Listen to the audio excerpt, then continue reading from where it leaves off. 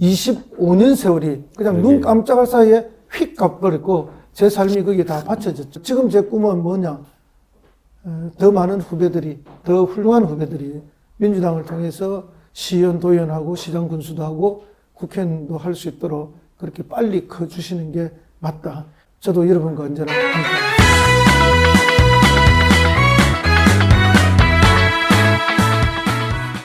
안녕하십니까. 더불어민주당 교육연수위원회 위원장 하기남입니다. 우리 당원들 정말 고생이 많으셨습니다. 그런데 아직도 내란이 끝나지 않아 지금도 우리는 여전히 고민하고 있습니다. 이러한 때에 우리 당원들의 지혜를 어떻게 모을지, 우리 당원들의 리더분들은 또 어떤 생각을 하고 우리에게 좋은 방향을 알려주실지를 고민하는 시간을 저희 당원 교육연수위원회가 갖고 있습니다. 오늘은 우리 창원에서 우리 더불어민주당의 유일한 국회의원이신 허성무 의원님을 모시고 우리 민주당의 현재 위치, 우리가 나아가야 될 방향, 그리고 국회에 관한 이야기, 지방 정치에 관한 얘기를 들어보고자 합니다. 여러분들께서 많은 관심을 가져다 주시고 우리 허성무 의원님의 좋은 얘기로 우리 당원들께 많은 얘기가 공유되었으면 합니다. 오늘 이 자리에는 또 더불어민주당 경남도당의 공보국장이신 우리 신순정 국장님도 함께 와 계십니다. 우리 세 분 인사하시죠. 네, 안녕하세요. 허성무입니다. 반갑습니다. 이렇게 해야 되죠. 당동지 여러분 반갑습니다. 화이팅! 주세요. 허성무 의원님은 스픽스, 그 다음에 또 장윤선의 취재 편의점 많이 나오시니까 역시 방송에 아주 적합하신 것 같습니다. 예. 우리 당원 여러분들께서 충분히 우리 허성무 의원님에 대해서 잘 알고 계시라고 믿습니다만은 그래도 우리 경남도당 당원 여러분들께 정식으로 우리 허성무 의원님의 살아온 길을 소개하고자 합니다. 이 부분은 우리 신순정 공보국장님께서 멋지게 한번 소개 부탁드리겠습니다. 예. 네, 아름다운 탄핵의 봄에 반갑게 인사드리면서요. 우리 허성무 국회의원께서 걸어온 길 소개해드리겠습니다. 1963년 창원시 마산 하포구 진전면에서 태어나셨습니다. 마산중앙고를 나와서 부산대학교 행정학과를 졸업하셨습니다. 2000년 새천년 민주당 창원을 지구당 부위원장, 열린우리당 경남도당 정책위원장, 2006년 청와대 노무현 대통령 비서실 민원 제도혁신 비서관, 2009년 창원전문대 초빙교수, 2011년 경상남도 정무부지사, 2013년부터 2014년까지 민주당 경남도당 위원장을 역임하셨고요. 2014년부터 15년까지 새정치민주연합 경남도당 공동위원장을 지내셨습니다. 그리고 2015년 새정치민주연합 사무부총장을 역임하셨습니다. 그리고 2018년 창원 특례시장에 당선되셨습니다. 그리고 2021년 전국 특례시 시장협의회 대표 회장을 맡으셨습니다. 2022년 더불어민주당 경남도당 성산구 지역위원장을 맡으셨고요. 2024년 제22대 창원 성산구 국회의원에 당선되셔서 산자위에서 활동하시고 계신데요. 2025년에 국회입법조사처 우수위원을 수상하셨습니다. 그리고 대표 저서로는 2021년 잘피가 돌아왔다, 2022년 파란 운동화의 꿈이 있습니다. 제가 소개해드린 거 다 혹시 기억하고 계십니까? 다 기억하고 있는데 좀 많이 빠졌네요. 그렇죠. 맞아. 네, 제가 셀렉션을 36.5라는 맨 처음 쓴 책이 있는데요. 맞아. 그게 이제 굉장히 재미납니다. 36.5. 사람 체온이 36.5지 않습니까? 네. 그리고 이제 청와대 그 비서관 때의 이제 경험을 책으로 엮은 건데요. 그래서 지금 세 권의 책이 나와 있고, 그게 썩 중요한 건 아니고. 근데 지금 이제 이 대선 전국에 그 기본사회위원회 경남 대표를 맡고 계시지 않습니까? 그 얼마 전에 출범식도 했지 않습니까? 참 대선에서 아주 큰 역할이 기대됩니다. 이제 광역 대표가 전국적으로 다 있거든요. 네. 그래서 경남은 이제 제가 맡게 됐는데, 우리 박주민 의원께서 좀 맡아서 같이 하면 좋겠다, 이렇게 이야기를 해서 맡긴 했는데요. 진짜 열심히 해야 되죠. 사실은 이제 우리 당의 핵심 철학 중에 하나가 기본사회위원회가 될 수밖에 없습니다. 기본사회를 구축하는 것이 우리 민주당의 한 철학의 한 부분이죠. 근데 뭐 이미 부분적으로는 기본사회가 실험적으로 또 제도적으로 지금 진행되고 있습니다. 예를 들면 노무현 정부 때 이제 제도를 만들어서 이명박 정부 때 첫 시행이 된 그 노인분들, 어르신들을 위한 연금 제도가 있습니다. 그게 지금 시행이 돼서 집행이 되고 있고요.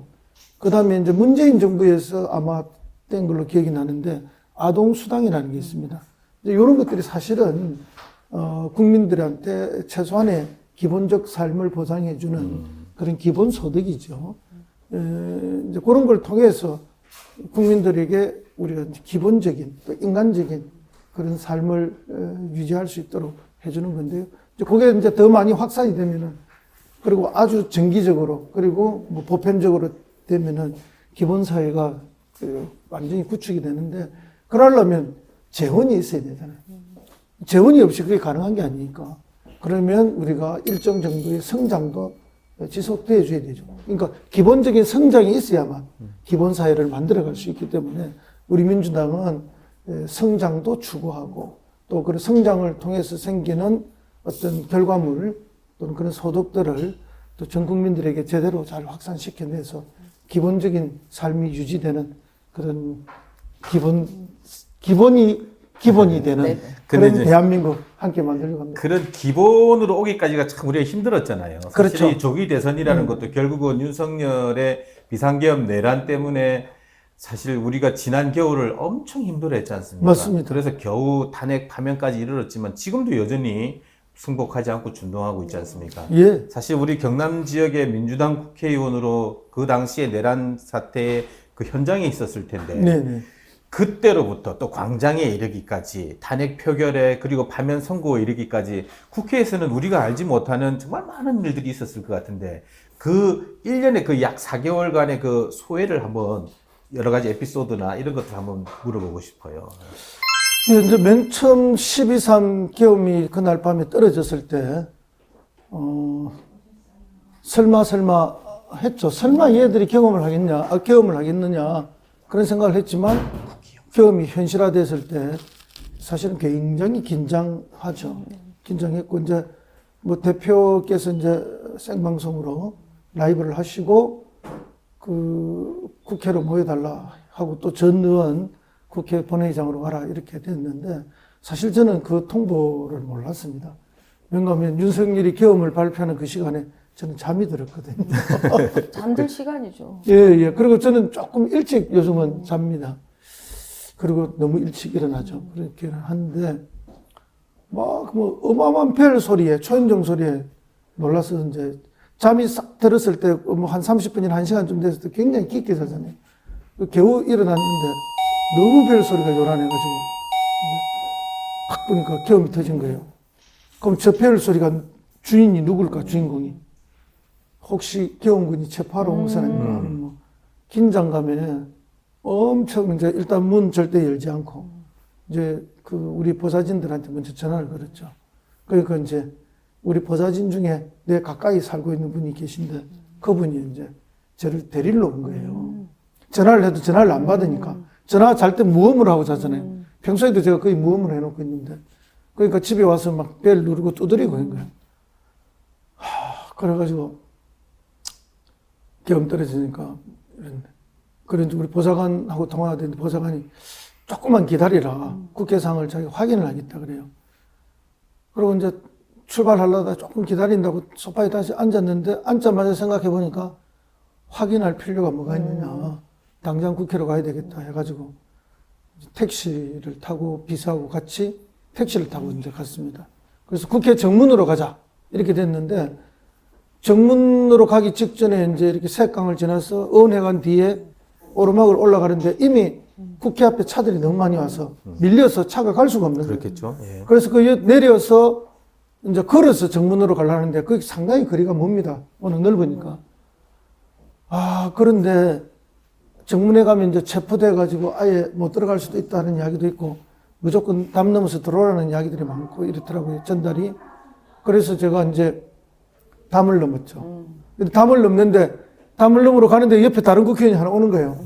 그게 이제 지금 농해수위 위원장, 어기구 위원장이 옆에.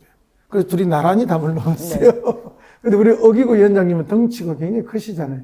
지금은 다이어트를 많이 해서 몸무게 좀 많이 주시는데, 그 어기구 위원장님과 나란히 담을 넘었는데, 그래도 뭐 굉장히 그것도, 왜냐하면 담을 넘는 순간에 막 경찰들이 때로 몰려와서 제지하러 또 오는데 우리는 오른쪽으로 도망쳐서 이제 지하로 들어가서 지하 통로로 갔습니다. 왜냐하면 본관 앞에서 또 체포될 수가 있잖아요.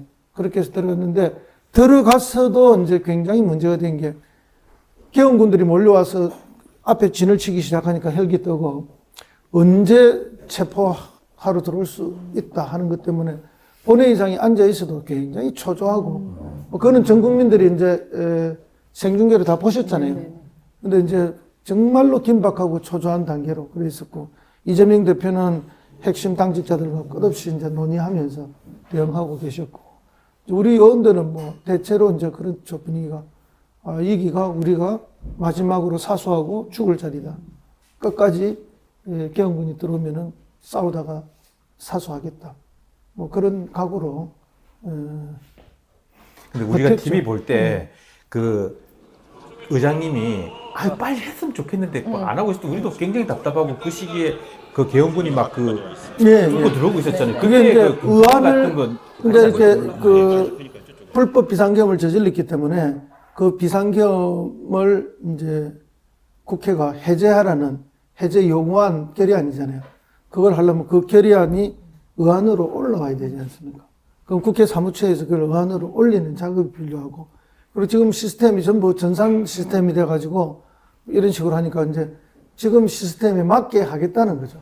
근데 이제 그 담당자들도 출근이 미처 다 안 돼 있고 뭐 엉망이잖아요. 네. 이제 그런 데서 시간이 조금 걸리는 거고, 이제 아무리 급해도 절차는 지키자. 정해진 대로 하겠다는 게 이제 의장님의 고집이었고, 뭐 그 고집이 결과적으로는 잘 된 거죠. 안 그러면 저쪽에서 끝없이 그걸 가지고 또 시비를 걸었을 테니까.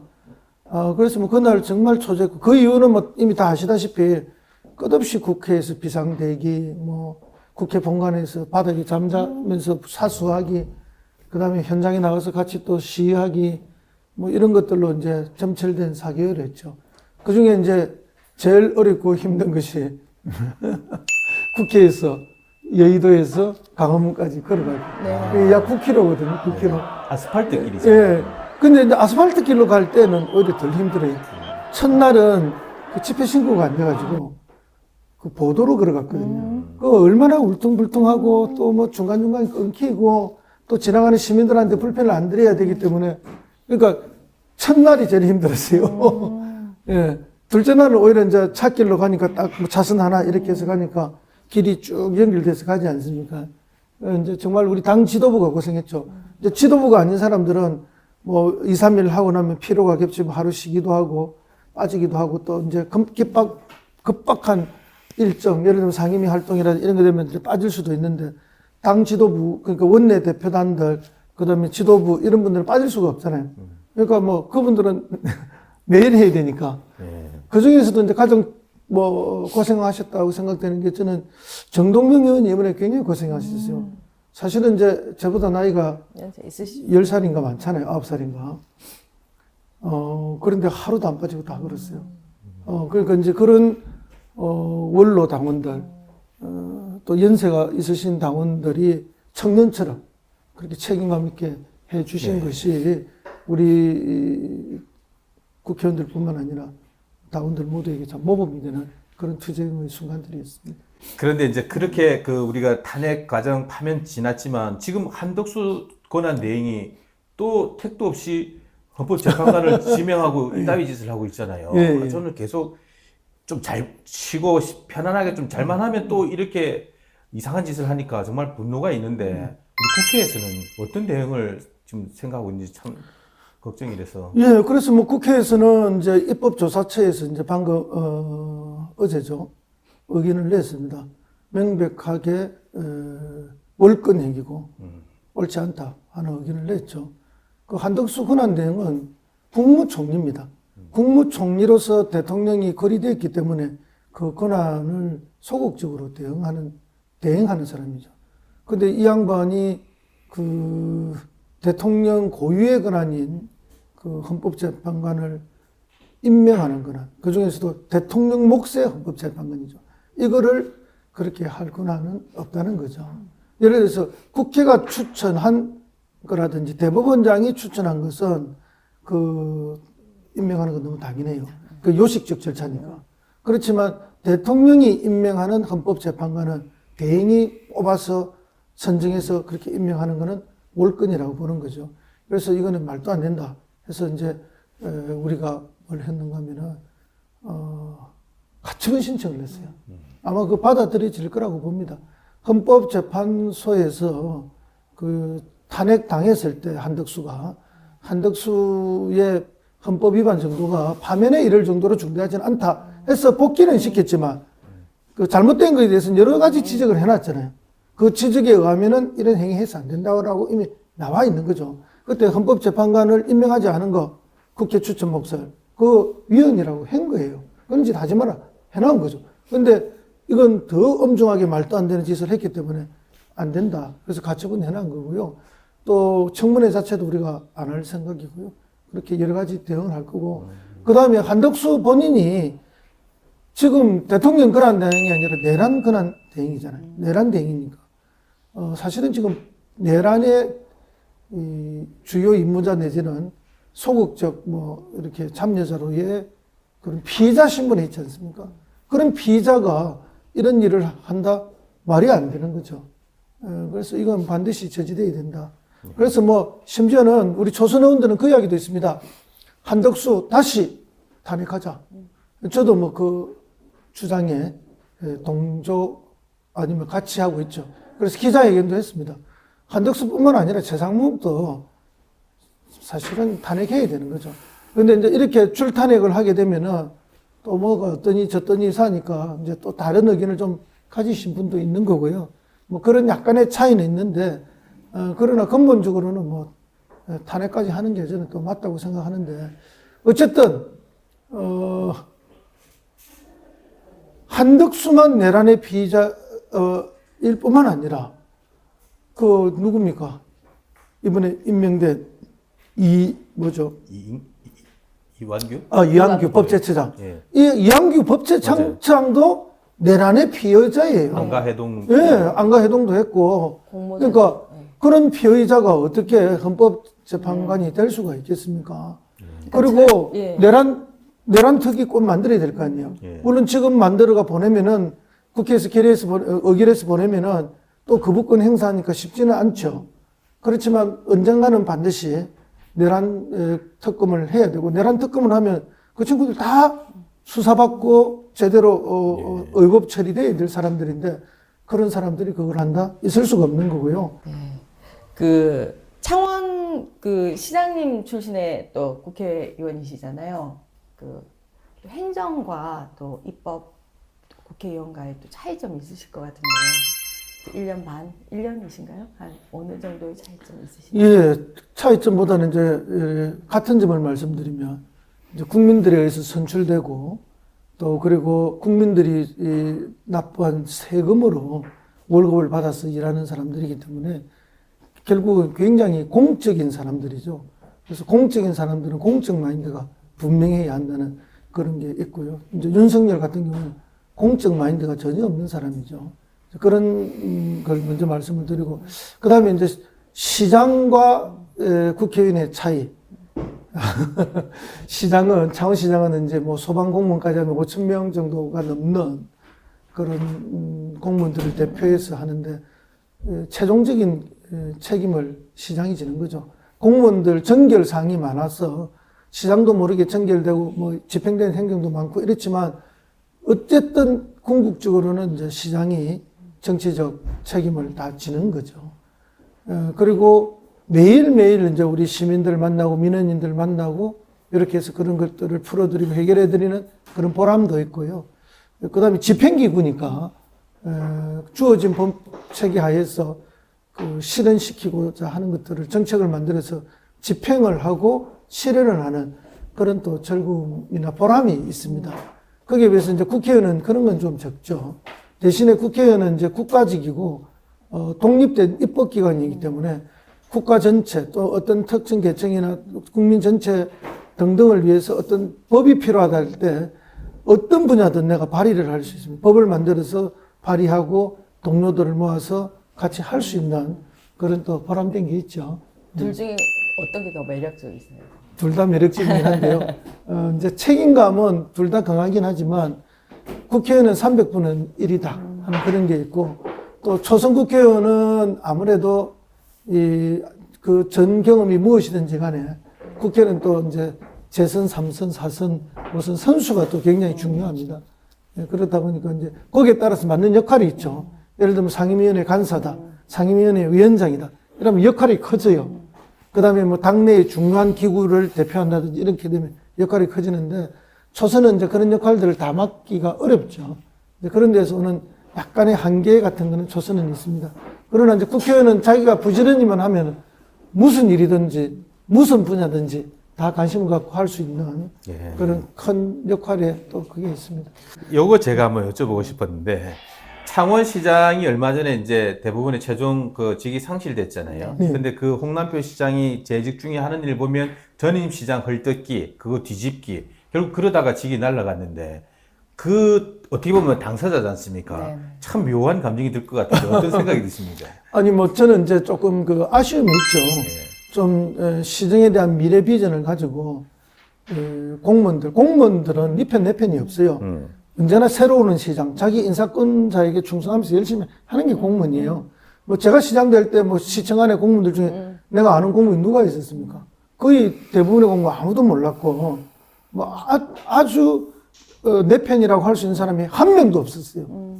그런 편이 어디 있습니까? 그러나 이제 그 많은 공무원들을 믿고 같이 비전을 가지고 화이팅해서 열심히 하니까 보람되게 얼마나 많은 일을 잘했고 시민들도 좋아하셨고 그런데 그렇게 해주셔야 되는데 그런 거는 별로 보이지 않고 아까 우리 하기남 현 변호사님께서 말씀하신 이제 그런 방식으로 가니까 굉장히 공무원들도 사기가 떨어지고 미래 비전은 안 보이고 시정은 제대로 안 돌아가고 그렇게 되는 거죠. 그렇게 되면 시민들이 실망하고 불편해 하시는 거고요. 그래서 저는 이제 쭉 보면서 제가 자꾸 나서서 말하면 안 되니까 이제 지켜보기만 자꾸 했는데 보면서 제가 느낀 거래요. 마치 윤석열 씨야 네. 그 홍남표 전 시장 무슨 샤움 쌍둥이 아니면은 일란성 쌍둥이 그런 느낌이 굉장히 많이 들었어요. 똑같이 따라하는 예, 뭐 거의 일란성 쌍둥이 같은. 또 다른 쌍둥이가 한 명 누가 있는 건 홍준표 씨. 홍준표 씨도 내가 본 적이 굉장히 이게 도지사 왔을 때부터 봤지 않습니까? 하는 게 똑같아요. 그래서 이번에도 대구시장 간두고 나갈 때 대구에서 소금 뿌렸다는 거 아닙니까, 네네. 시민들이. 경남지사 간두고 갈 때도 우리 경남 시민들이 다시는 오지 말라고 소금을 네, 뿌린 거 그렇죠. 아닙니까? 어떤 그 지도자 리더가 그렇게 보이는 모습은 참 나쁜 모습이거든요. 국민들한테도 불이익이고. 맞아요. 홍남표 시장이 1년이 남았어요. 내년 지방선거까지. 그래서 1년 동안의 시정 공백을 어떡하냐라고 했더니 창원시청 출입하시는 기자분이 아니 오히려 아무 일도 하지 않았기 때문에 홍 시장이 오히려 지난 3년이 시정 공백이었다. 아무 일 없을 거다. 없는 게 더 낫다. 네네. 아니, 우리가 흔히 그런 거 이야기 하잖아요. 똑똑하고 부지런한 사람, 똑똑하고 깨어른 사람, 그 다음에 무식하고 무능하고 부지런한 사람, 무능하고 깨어른 사람인데 이 조합 중에서 가장 나쁜 게 무능한데 무능하면 무능하면서 부지런한 사람. 없는 게 낫는 이거 사람. 사람 죽이는 거죠. 예. 지금 대한민국의 윤석열 씨나 또 최근에 우리가 가까이서 봤던 그런 리더십들이 바로 그런 리더십. 근데 본인들은 굉장히 자기가 똑똑하고 유능한 줄 알아.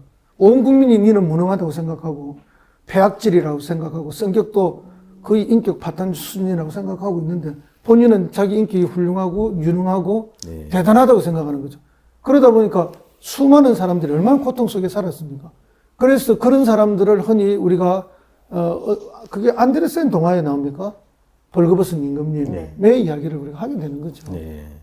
그 이제 허성무하면 우리 경남 당원 중에서는 정말 그 불굴의 정치인 그렇게 많이 떨어지고 그렇게 오랫동안 민주당을 지켜온 사람이고 또 그 중에서도 그래도 시장도 하고 국회의원도 하고 이제 성공한 정치인인데 내가 이렇게 오랫동안 민주당을 지키고 있을 수 있었던 그 본인의 그 계기나 배경 참 그게 뭘까? 그리고 또 우리 민주당원 이 영상을 보고 계신 우리 당원 여러분들께 정말 민주당에 관해서 어떻게 해주고 싶은 말이 있을까? 이게 참 궁금해요. 교육연수위원장으로서.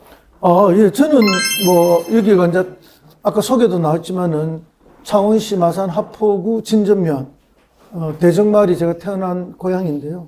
그리고 이제, 뭐, 거의 평생을 대학 시절 빼고는 이 창원에서 다 살지 않았습니까? 근데 늘 이 창원이 좀 더, 멋진 도시, 그리고 또 창원에 살고 있는 우리 시민들이 정말 뭐, 풍요롭고 안전한 그런 도시를 만들어서 그 속에서 잘 살기를 바라는 그런 이제 뭐 나름대로 꿈이 있었죠. 이제 그걸 위해서는 창원시장을 하는 것이 그걸 잘 만들 수 있는 계기였기 때문에 했는데, 그럼 왜 민주당을 통해서 했느냐? 이제 그런 거죠. 그거는 뭐 민주당이라는 당이 어쨌든 훨씬 건강하고 건전하고, 그리고 서민과 대중 중산층을 위해서 대한민국에서 활동해온 정당이기 때문에 그렇습니다. 그게 비해서 국힘은 어쨌든 이승만의 자유당부터 연결되는, 그 다음에 무슨 공화당, 그 다음에 전두환의 뭐 민정당, 뭐 이렇게 뭐 그 다음에 뭐 한나라당, 신한국당 이렇게 쭉 연결되어 오는 대한민국에서 기득권을 대표하고 독재를 대표하고 친일을 대표하고 뭐 그런 정당 아닙니까? 그리고 뭐 맨날 쿠데타 하는 정당이고, 그런 정당을 한다는 건 정말 뭐 제대로 된 사람들이라면 참 선택해서는 안 되는 거 아닙니까? 그러니까 이제 그 지역주의에서 온갖 폄하를 하고 이렇게 하지만, 이 지역주의를 만들어낸 것도 최초에 박정희가 삼선 개헌을 통해서 대통령을 한 번 더 해먹으려고 지역주의를 만들어낸 거 아닙니까?